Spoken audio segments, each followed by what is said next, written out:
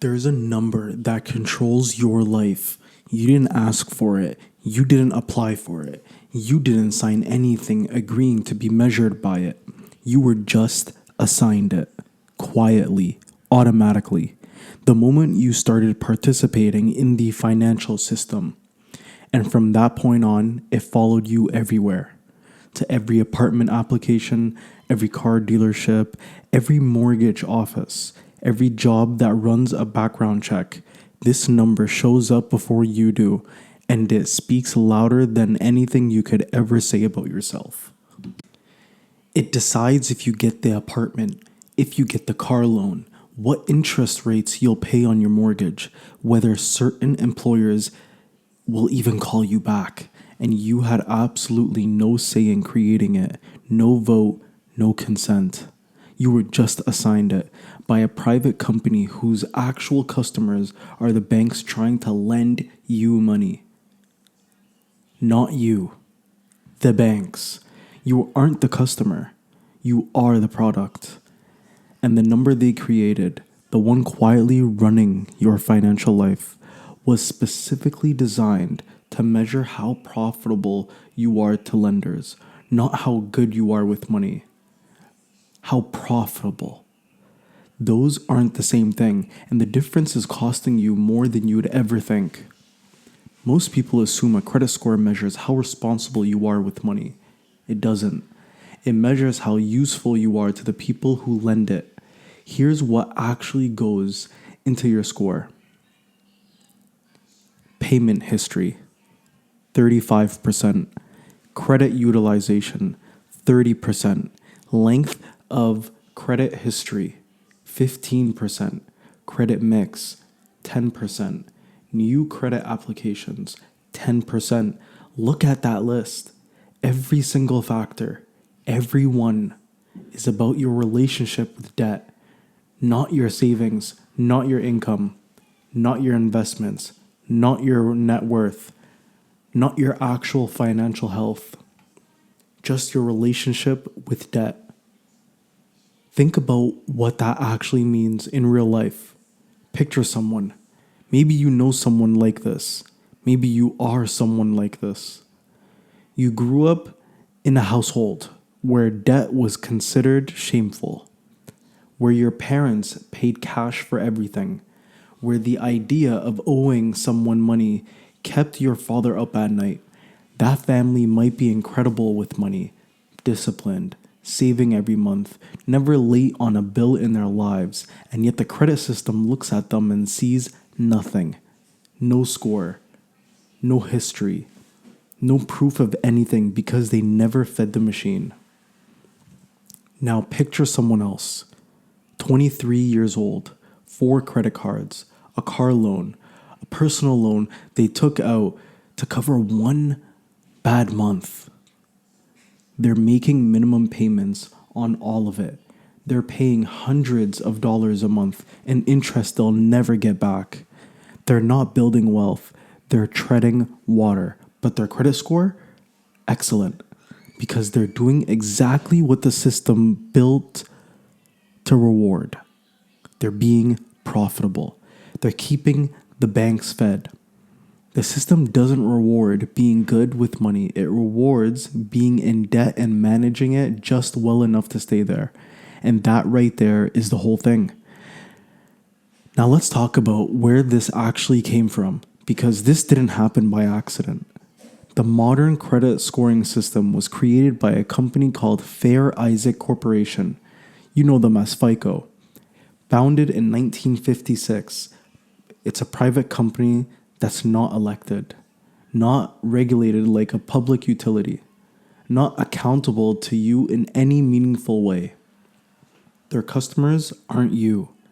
Their customers are banks, credit card companies, mortgage lenders, auto finance companies. The people who lend money pay FICO to figure out how profitable you are as a borrower. And FICO built a score that tells lenders exactly what they want to know. Not whether you're financially healthy, but whether lending to you will make them money. And the score they built which now controls access to housing, transportation, and basic financial services for hundreds of millions of people, was designed to predict how much money lenders could extract from you over time. Not how stable you are, not how trustworthy you are, how extractable you are. That's the number. That's what it measures. And we handed it to the keys to our entire financial lives without anyone asking us if that was okay. Now, here's where it gets genuinely diabolical. To build a good credit score, you need to have debt and manage it well for a long time, which means the system actually requires you to be in debt to access the financial system at reasonable rates. No debt, low score. Higher interest rates, more debt. It's a circle. It was designed to be a circle. And once you're in that circle, getting out costs you more money every single step of the way. Let me give you a real example of what that circle actually costs. 2 people apply for the same mortgage, same income, same down payment, same house, same bank, same day. Person A has a credit score of 760. Person B has 620. Person A gets 6% interest. Person B gets 8. On a $400,000 mortgage over 30 years, Person A pays $463,000 in interest. Person B pays $634,000. That's $171,000 more for the exact same house, the exact same income, the exact same ability to pay. The only difference is a 3-digit number assigned by a private company whose customers are the banks doing the lending. Let that sit with you for a second. $171,000 gone. Not because you couldn't afford it, not because you were risky, because you didn't have enough history of owing people money. And how do you end up in person B's position? You were new to the country, you were young, you were raised to avoid debt. Maybe your culture, your upbringing, your faith told you that borrowing money and paying interest was something to stay away from. The system charges more to the people who can least afford it. And the people who built it know that. They built it that way. That's not a bug. That's the design. Which brings me to something that doesn't get talked about enough. If you're Muslim, this system isn't just inconvenient. It's structurally built against how you're supposed to relate to money. Islamic finance is built on a foundational principle, riba, which means interest. It's prohibited, not discouraged, prohibited. And the entire credit scoring system, every single factor in it, is built around interest-bearing debt. To play the game the conventional way, you'd have to take out credit cards, carry balances, pay interest, accumulate loans. You'd have to do the very thing your faith prohibits just to earn a number that lets you participate in the economy at a fair rate. But here's where I want to be realistic with you, because a lot of content on this topic either tells you to fully opt out of the system, which sounds righteous, but it is genuinely difficult to pull off in the West, or tells you there are perfect halal alternatives for everything, which is also not quite true yet. The reality is somewhere in the middle, and it's complicated. Halal mortgages do exist, products structured as diminishing musharaka, where you and the bank co-own the property and you gradually buy out their share. It's available through a small but growing number of institutions. Some are legit, some do work, but they're not available everywhere. They often require larger down payments. The process is slower, And in a hot housing market where conventional buyers can move fast, you can lose homes while you're still getting your halal financing sorted. Sharia compliant credit building products also exist. Secured cards and credit builder loans structured to avoid interest, but they're still niche. Not every city has access to them. Not every credit union offers them. And the credit bureaus don't always classify them in ways that build your score as effectively as conventional products. So, what does that mean? Practically, it means you're navigating a system that was never built for you, using tools that are still catching up in a market that moves faster than religious finance has historically been able to move. That's the honest picture. And anyone who tells you it's simple is either selling you something or hasn't actually tried to do it. But here's what you could do right now, regardless of where you're starting from. First, understand what this score actually is. It's a tool built to serve lenders, not you. Stop treating it like a grade. Stop feeling proud when it goes up and ashamed when it goes down. It is measuring your value to banks. That's it. That's all it is. Second, if you're going to engage with the conventional system, pay everything on time. Every single time, without exception. That's 35% of your score and nothing else comes close. One missed payment can drop your score 40 points overnight. One. Set up autopay. Put reminders in your phone, whatever it takes.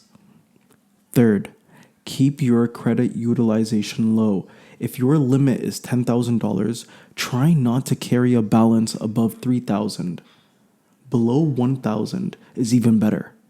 The system interprets high utilization as desperation, and it penalizes you for it even if you pay the full balance every month. Fourth, don't close old accounts. I know it feels good to cut up a card that you don't use anymore, but don't. The age of your oldest account factors into your score. Closing it can hurt you even if you haven't touched it in years. Fifth, and this one is urgent, pull your credit report and actually read it. Not just glance at the number. Read the report. 1 in 5 Americans has a significant error on their credit report. Errors that are costing them money every single month in the form of higher interest rates. You're entitled to a free report from all 3 bureaus every year at annualcreditreport.com. Use it. Dispute anything that's wrong. It takes time. It's annoying. Do it anyway because the people getting hurt by these errors often don't even know there are errors. And sixth, if you're Muslim and navigating this, do your research before assuming you have to choose between your faith and financial access. The infrastructure is imperfect and still growing, but it's there. Talk to institutions that specialize in Islamic finance. Ask specifically about credit building products that don't involve riba. The answer won't always be yes, but it'll be yes more often than most people realize. This system wasn't designed for you. It was designed around you to measure you, evaluate you, price you, and extract from you. It was built by private companies for the benefit of lenders, implemented without your consent, maintained by bureaus that have lost your most sensitive data and face essentially no real consequences for it. And it now controls whether you can get a roof over your head at a price you can actually afford. That's the system. That's the reality. Anger is the correct response, but anger without information just burns. So take the information, learn the rules, play strategically where you have to, build alternatives where you can, and never mistake the number they gave you for a reflection of who you are or what you're worth. They gave you a number. They didn't explain the number. They didn't explain who benefits from the number. They just told you the number matters. Now you know the rest. Use it. That's why this video exists.